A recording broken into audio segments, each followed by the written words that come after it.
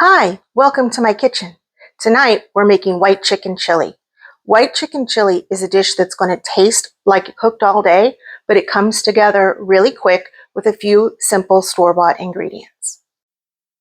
Now, to make our white chicken chili, first thing we're going to do is get started by making sure we have everything we need. I've got my hair pulled back, I've got my apron on, and I've got my hands washed. Now I'm going to check my recipe and make sure I have all my ingredients and my tools. For white chicken chili, I'm going to need chicken. I'm going to start with chicken that I cooked the other night when I was prepping meals for the week. This is just boneless, skinless chicken breast that I've already got cut, or I've already got cooked. We are going to cut it together. I've already got cooked and ready to go. You absolutely can start with raw chicken. Just know that you'll need a little more time. You're going to need an onion and some garlic. In addition to that, we're doing this fully grocery store style, okay? We're going with white beans. Now these can be cannelli beans or great northern beans. Either one will work. You're going to find these just right where you find red kidney beans in a can or black beans in a can. White kidney beans, white cannelli beans, white great northern beans, okay? So I have 3 cans of that. Then I'm going to need one of the family size cans of cream of chicken soup. If you'd like to use the smaller size and cut this recipe in half, you can get the regular size cans, 2 regular size cans or 1 family size can, cream of chicken soup. You need a can of corn. This is the family size can of corn. You can get 2 of the regular cans or 1 of the family size cans. If you're cutting the recipe in half, you just need 1 of the regular size cans. You need a jar of salsa, okay? Any brand, any kind, you need a jar of salsa. So this is the medium. That way anybody who around here who wants it hotter can add a little hot sauce to theirs, and anybody like me who doesn't is good with the medium. So we need a jar of salsa. In addition to that, we're going to need a little bit of chili powder. We're going to need some salt and pepper. And we're going to need a little bit of olive oil. Now, I have started switching over to using all olive oil. If you still have seed oils in your house and you're hearing how bad they are, you can use them up. If you've been using them all along, a few more days won't hurt you. Olive oil is expensive. I know this. I've been using regular oil. I still have it right here. I've been using this for my whole life. So we are transitioning to olive oil wherever possible, but it is expensive. If this is what you have, regular oil, you're going to be okay to use regular oil, okay? Sometimes it's about keeping the recipe cheaper, and olive oil gets expensive. So we need some oil of some sort. I'm using olive oil. And then you're going to need something to serve this with. So we're going to serve it on rice. I've already got my white rice in a container. When I bring it home from the store, I switch it to this. It's just plain long grain white rice that's now all over the floor. And we like to top it with cheddar. So when I'm making a recipe that calls for cheese to melt into my dish, like a mac and cheese, I'm going to get a block and shred it myself. When it comes to a recipe where we're just topping this over our white chicken chili when it's done, serving at the table by adding cheese, you can save the time and go for the shredded cheese. So there are a lot of adaptations you can make to this recipe to make it your own. You can change the seasonings. You can leave out the salsa. You can leave out the onion. You can add more of anything you want to. You don't like corn, don't put corn in it. You can adapt this to feed your family with what they will eat. Okay. Again, I'm using regular white long grain rice. If you like brown rice, if you like short grain rice, you can use whatever you want there. You could not even serve this over any rice. Serve it in a bread bowl. Make it your own. We are going to need a colander to wash our rice, and either a large pot to cook our rice in with a tight fitting lid, or you can't see it back there, but I'm going to use my rice cooker. Okay, so I'm going to use a rice cooker instead to cook my rice. You're going to need also, wrong place, you're also going to need a way to measure your rice and water. Any measurement will work. You're going to need something to cut your onion and your garlic. I'm going to use the knife and the cutting board on my onion. And if you have seen the video on the creamy potato soup, you know I'm going to use my garlic roller and a garlic press because I'm taking shortcuts wherever I can. You're going to need some measuring spoons. And this, my handy dandy, this Pampered Chef salad chopper is what I cut up chicken with. I love this guy for cutting up chicken. And a spoon to stir. All right, so can you sub out some of these things? Absolutely. If you don't have a garlic roller, you can peel it by hand. If you don't have a garlic chopper, that's what knives were made for. Okay, you don't have a chicken chopper, that's what knives were made for. So take inventory, make sure you've got what you need, and then we're going to get started. Now, when it comes to cooking rice, one thing you want to do is you want to rinse your rice really well. Rinsing your rice is going to help remove dust and particles, anything added in the bag. It is a loose grain, so let's get it clean. But more importantly than that, or equally important as that, you're going to remove an extra layer of starch. Now that starch is going to make your rice sticky and clump together. If you are making sticky rice, then we need to keep that starch. If we are making a rice that we're going to serve chili over, we don't want clumpy, gooey, sticky rice, so we're going to rinse it. Now, I'm measuring with a Pyrex 1 cup measuring cup. The truth is, it doesn't really matter what you measure with, because whatever you measure with, you're going to, when you go to cook this, you're going to put an equal amount of rice and water. So if you measure with this and you fill it to the top with 1 of rice, you're going to fill it to the top with 1 of water. If you fill it 4 times with the rice, you fill it 4 times with water. So it doesn't matter if you measured it with your hand, you measure it with a cup out of your pantry that you drink out of, as long as the same amount of rice and the same amount of water are going into your rice cooker, you're going to end up with what you need. So I'm measuring into my colander first. So I'm going to put this at the bottom of the sink because we already know I'm klutzy and I'm going to spill something. So I'm just measuring my rice, and I'm just counting how many of whatever unit I'm measuring with, I'm going to measure. So I'm going to go ahead and I'm going to do 5 of these of rice. You do not need 5 pre-cooked cups of rice for white chicken chili. But another meal I'm making this week is fried rice. And fried rice gets made much better with leftover cold rice out of the fridge than it does with fresh, hot, cooked rice. So I'm going to make enough rice tonight for the white chicken chili and then for the leftovers to be the base of my fried rice. So all I need to do is rinse this. And I'm going to rinse it until the water runs clear, meaning when you see the water start coming out, it's going to be white and cloudy with all the starch. As it's been rinsing long enough, it will start to run clear. If you've ever colored your hair, you know what I'm talking about. When you color your hair, you rinse the water till it runs clear. Sometimes it feels like it'll never come clear. That's the same issue we're going to have here. So we're just going to kick this water on. It doesn't have to be hot water. We're going to kick this water on, and we're going to start rinsing this rice. We're going to use this to catch some of this so we can see. So at first, we're getting very cloudy water. So we're going to keep running water through here until it's not coming out cloudy, until it's not milky white like this. All right, so now this has been rinsed enough. It should be pretty clear. Let's test it. We'll just get our little glass pitcher. We're going to hold it under. Let's check what's running out. I mean, a little cloudy. I could go another minute more, but I'm going to call this done enough. What happens if you don't rinse your rice? It's okay. You'll be all right. If you're running late for dinner and you don't take the time to do this, you want to skip, because it does take an eternity, a good probably 5 minutes. If you want to skip this step, no one's coming to tell you you've cooked it wrong. If you need to skip soaking your rice or rinsing your rice, it's okay. Go ahead. I like mine rinsed. You don't have to. All right, so I'm putting the rice cooker pot down in the bottom of my sink here, because I will make a mess. And I'm going to turn all this rice right into that pot. Okay.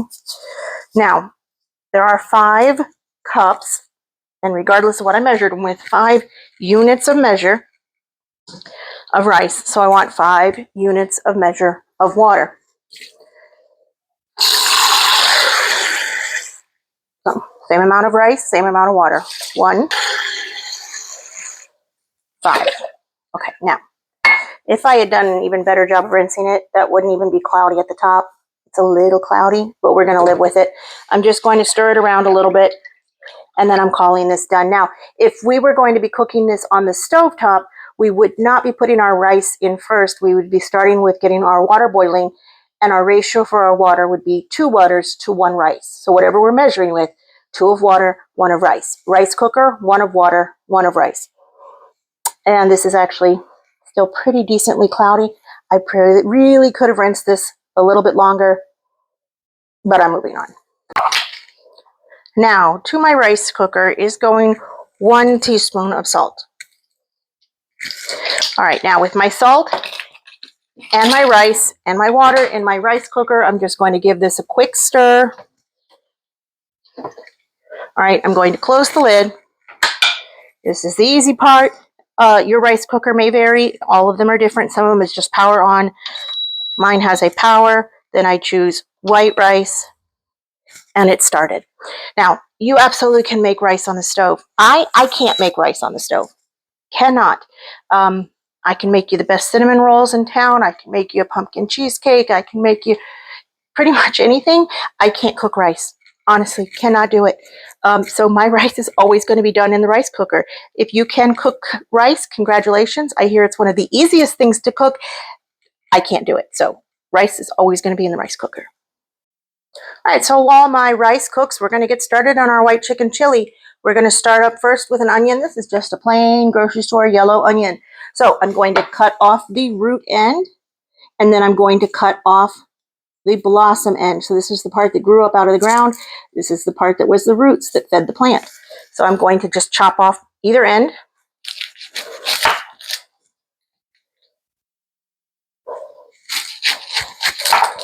Okay, what can you do with these pieces that we're taking off the onion? Throw them in your compost if you've got a composter. Put them in a Ziploc bag and throw them in your freezer. And when you have enough veggie scraps, you can make a great vegetable stock or broth. Or you can also take these and wash them really well and dehydrate them, the skins of the onion, and make onion powder. All right, so I've got it cut on both ends, so I have a nice flat side. I'm cutting straight down the center, and that gives me 2 halves, each with a flat side. I'm going to go ahead and peel my paper off, and it's so much easier to peel your paper off an onion that's been cut. It doesn't resist you and flake and make a mess. It makes a little mess, but doesn't make a big flaky mess like it would when you're trying to cut it off a whole onion. This one wants to make a liar of me. I'm just going to take it, and I'm going to take my knife, and I'm going to pop the edges here with my knife a little bit, because I don't feel like scraping this with my fingers. And once I've got it popped up, I can peel this off easier. This one doesn't want to peel. I think the fresher the onion is, the easier it is to peel. The ones out of the garden sure peel really, really easy. Maybe I don't mean fresher because you do cure onions, but these don't ever seem to peel very nice. There we go. All right, it's clean. Going to do the other side. Hopefully it doesn't bite me. That's what we want. Nice big pieces of paper here, onion skin. Okay.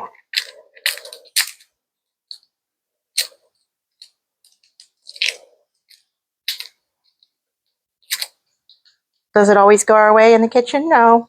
Sometimes things get like this. It's not a big deal. It doesn't mean you're not doing it right. It doesn't mean you did something you shouldn't have done as you were doing it. It just means your ingredients want to be unique. All right, so I've got these cut. Now, this one has a spot. You might not want to use that. It's totally up to you. If you don't want to use that spot, okay, gone. And guess where it goes?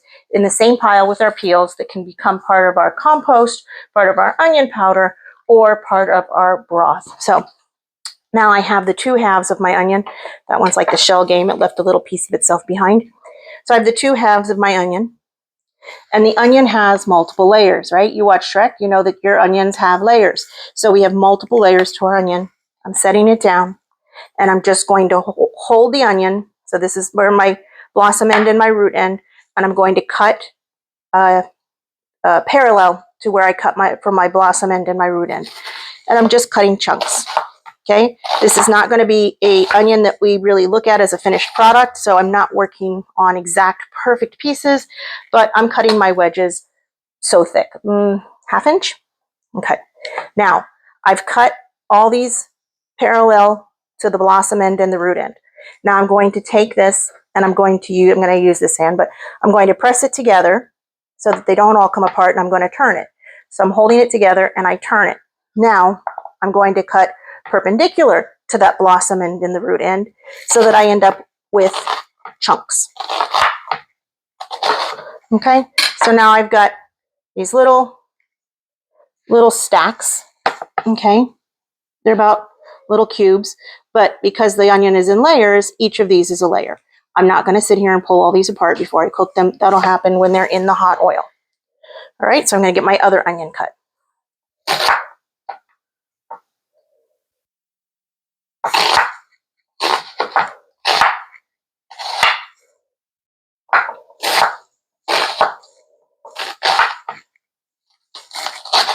Okay, my onion is cut and ready to go. My pan is not.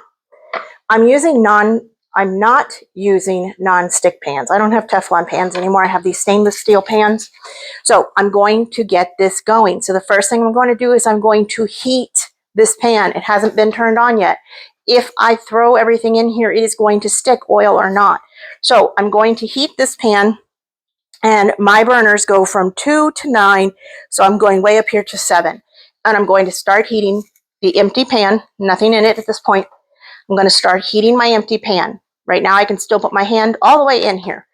As it gets hotter and hotter, I won't be able to do that. So we're going to let this heat before we put our oil, before we put our ingredients, and that will prevent sticking. All right, so our bulb of garlic, this is not the clove. The clove is an individual piece. Our bulb of garlic also has a root end and a blossom end. It grows in the ground just like that, with this piece coming out of the top. And our garlic also has paper on it that we're going to take off just like our onion.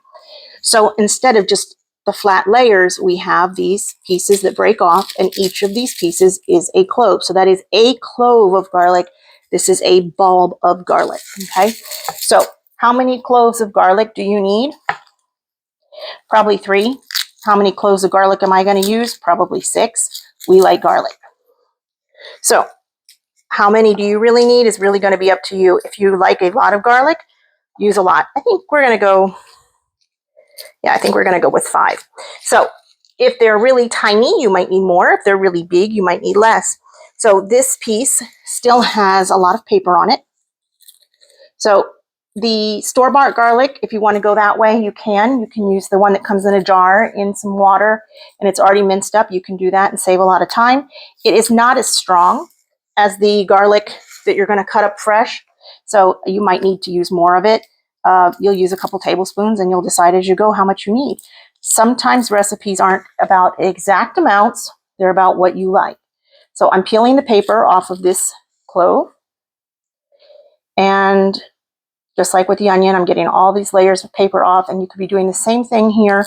You can be adding it to a pile for the compost. You can be adding it to a freezer bag for broth later, or you can be drying it and making garlic powder. So if you want to dry it, wash it, then dry it. All right, so there's my clove of garlic. That takes entirely too long for me. I like these little silicone rollers. Put my clove in there, and he comes out peeled. So if you can find one of these, I've seen them at Dollar Tree. This one came from Pampered Chef, and I have another one that came from Amazon, but I recently was in Dollar Tree and couldn't believe I saw them in there. So just roll those right along, and out comes your peeled garlic clove. A whole lot less work. All right, so those are peeled, and I am ready to move on to cutting up my garlic. All right, so garlic, we like this minced down into teeny tiny little pieces, and you can do this with a knife and just start cutting slices as if we were cutting potatoes. So we would just tiny little slices, little slivers, okay, little slivers, and then we'd be cutting those long ways and then cutting them so that we have these nice little tiny diced pieces. Itty bitty little tiny diced garlic. I have no patience for this, and we eat a lot of garlic. I have a garlic presser. This again is a Pampered Chef item. I am not a Pampered Chef person. I just have certain things I like. So this is my garlic press. There are all kinds of others. I have another one that I've shown you before. That's a garlic rocker. You can put this down, put your clove, and rock over it like that. That also minces it up nice and tiny. However you want to do it, just get your garlic cloves minced all up. The easiest way to you is the right way, okay? And again, that right way might be the grocery store jar. Nothing wrong with that, okay? Don't let anybody make you feel bad for using shortcut ingredients. If you have a family to feed, the right way to feed them is what works in your budget and in your time frame, okay? I would love to see all homegrown ingredients and all natural stuff. I usually can my white beans, not buy white beans from the store, okay? However you do it is up to you, but you need to feed your family in the way that doesn't break your bank and doesn't take all your time. Cooking should make you happy, not miserable. So if you are taking way too long to do these steps and you feel like buying onions from the grocery store, minced in the little clamshell, okay. If you feel like buying the garlic in the jar, okay. If you just want to use garlic powder and onion powder that you buy straight from the grocery store, that's okay too, all right? Make your recipes fit you and your family, your tastes, your budget, and your time. The next thing I'm going to do is I'm going to get this chicken chopped up. You can see some of it is, but not all of it is. So I've got these salad choppers. Again, they're Pampered Chef. I have seen these at Dollar Tree. I'm not kidding. I'm going to go in there and buy like 4 of them. These are salad choppers. They're got this great little scoop side on the back and knife sides on the front. I cut up everything with them. They're really great. They just slide right in and start chopping. So I'm just putting it down in there with the choppers. My hand is in here like the knife, but opposite. And I'm just squeezing this down. I'm chopping this chicken up. Now, this is 3 pounds of boneless, skinless chicken breast that I cooked with just a little bit of salt and pepper the other night. I'm not using all of this in my white chicken chili. Half of this is going to go into chicken penne later this week. I should have cut it the day I cooked it. I was tired and I didn't. So I'm cutting it now. And I will use half of this tonight and I will use half of this another night. A beautiful thing about casseroles is you can stretch your meat really far. You don't need big chunks of meat. So you can take 3 pounds and make it into 2 whole meals. If you're trying to feed a family of 6 like I am, and you're trying to serve everybody their own piece of chicken breast, you're going to be spending a lot more money than when you put it into a casserole. Okay? Nobody ever misses how much is in here or complains about it. They're just happy eating it. So there's my chicken chopped up really quick and ready to go. All right, my pan is here on the heat and it's been heating and we need to test if it's ready. We really want this hot before we put any ingredients in it. So I'm going to take this little bit of water. I'm just going to put a couple drops in there. If it fizzles around and evaporates like butter does on a griddle when you're cooking pancakes, it's not ready. If it balls up like mercury and runs all over the pan and stays in ball shape, this pan is hot enough. So you can see that is a hot pan. All right, so my pan is definitely hot enough. I just dumped that water out real quick. We do not want to mix hot water and hot oil and we will have a smoke point problem. So I'm going to turn this down to medium, okay? And then I'm going to get my olive oil and I'm going to put, let's see how much. I never measure, I'm measuring just for you. So there's 1 tablespoon and maybe 1.5 tablespoons of olive oil. Wow, is that hot? Look at that smoke coming up. So I'm turning this down to 3 and then I'm throwing in my onions. The temptation here is to start stirring this right away. We don't want to do that. We want to let them crust up just a little at the bottom.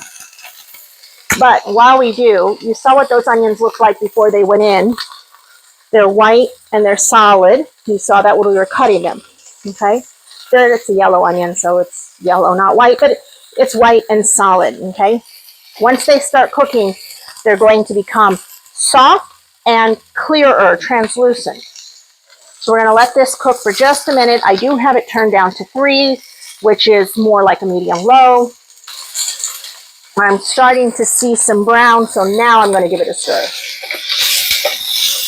Okay, now I'm going to let these cook about 3 minutes. While those cook, I'm going to get my cans open. So my corn and my cream of mushroom, I'm going to get them open with my can opener. and my beans are pop tops. So I'll be right back with open cans. All right, so my onions are cooking up nicely. They're looking great.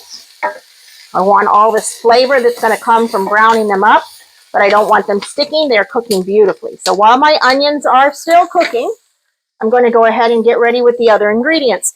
This dish does come together really fast. So I've got my corn. I don't want all this liquid. I'm going to go drain this at the sink. To drain your corn, you can use a colander. You can use the same one we use for our rice, or take your lid and just make an indentation and then pour. That'll keep all your corn in and all your liquid out. So we're going to drain our corn, and your beans also will have liquid. We're going to drain this liquid off our beans. All right, so my onions have been cooking. In addition to brown, we can also see a transition in the color. Remember, they were white. We can see they're starting to get a little translucent here. They don't look like they did, whoops, when they first went in the pan. So these onions are good to go. And to these onions, I'm going to add my garlic. Garlic burns really fast, so we only need this garlic to be in here about 30 seconds. So I'm going to put it all in, and then I'm going to mix it in. In here is my olive oil, my onions, and my garlic. And to this, we're going to add the 3 cans of white beans, 1 can of corn, and we're going to get these stirred in really good. I'm now going to add my cream of chicken soup.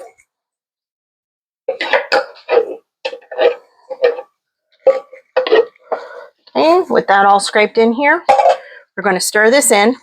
Make sure it's totally incorporated.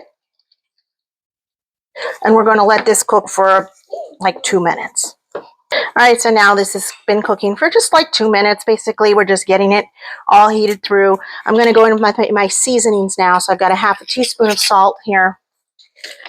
I'm going to use chili powder. All right, I'm just going to use chili powder, and I'm going to go with a whole teaspoon of chili powder. Use more or less to your liking. And then black pepper. And I'm out of my little canister, so I'm just going to crush this right in. That's probably about a half a teaspoon. So I'm going to get these stirred in. Now with those seasonings in, I'm going to add my chicken. So I have this chicken that I chopped up earlier, and I'm going to throw half in there. So I could use this spoon and scoop it in there, but then I'm going to have chili sauce in my chicken. So I'm just going to grab it by handfuls, and I'm going to put about a half in there. This is the beauty of washing your hands multiple times while you're cooking. I know my hands are clean enough to grab up this chicken, and I also know I'm going to wash them right now before I touch anything else. So with that in there, I'm going to stir this in. And I'm going to let this sauce cook, again, about another 1 to 2 minutes. This dish is nearly done. We're going to let this cook another 1 to 2 minutes to heat through. I'm going to wash my hands, and I will be right back. All right, I'm turning this up to medium. Actually, I'm going a little higher than that. I'm going on 6. Medium on my burner is a 5, so I'm going on a 6. I've got this going. I'm seeing steam starting to come up. I really have my last ingredient, which is my salsa, and I'm going with the whole jar. This is a 16-ounce jar, so a pint. If you make your own salsa, this is a pint jar of salsa.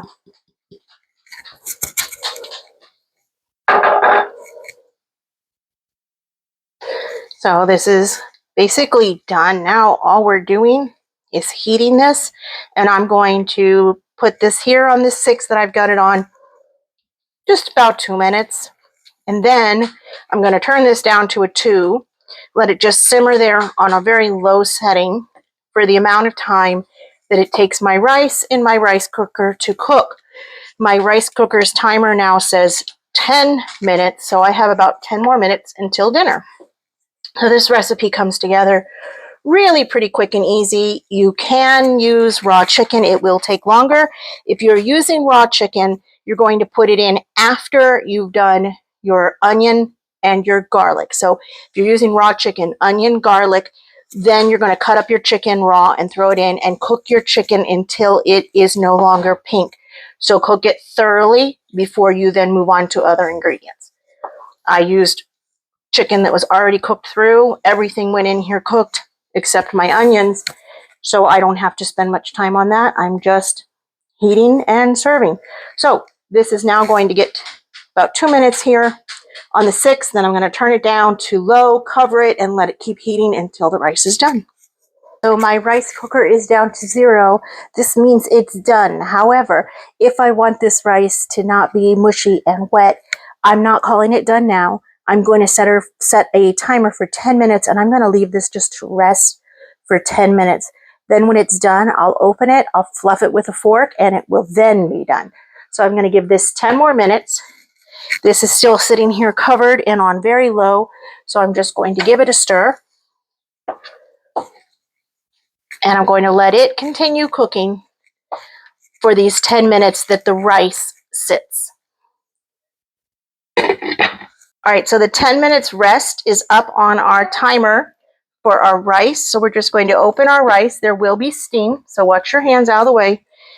And then now you're going to just take a fork, and when they say fluff with the fork, that just literally means kind of lift and move, okay? We don't want it in one big clump, kind of letting the steam out. If you have a rice paddle, you can use a rice paddle. Your rice cooker may have come with one. I'm using a fork. It doesn't matter, but you kind of just want to stir this up, let some steam out, and that is considered fluffing with a fork. So this rice is done. It's not too sticky. If I had rinsed it a little more, it would be even better, but it came out really pretty good. I'm going to stir this one last time, and then we are ready for dinner.